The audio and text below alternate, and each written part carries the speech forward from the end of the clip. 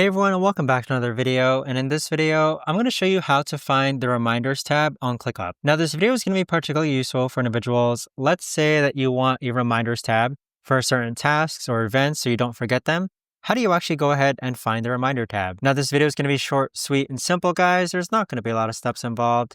Now, there's multiple ways you could actually go ahead about doing this. Here, I've created a test reminder called Pick Up Dog from Groomers. And you can find it underneath Agenda. So if you click on Home, it'll be located underneath Agenda. But also, if you click on Manage Cards, you'll see a list of widgets here. If you scroll down, you're going to find this widget called Reminders.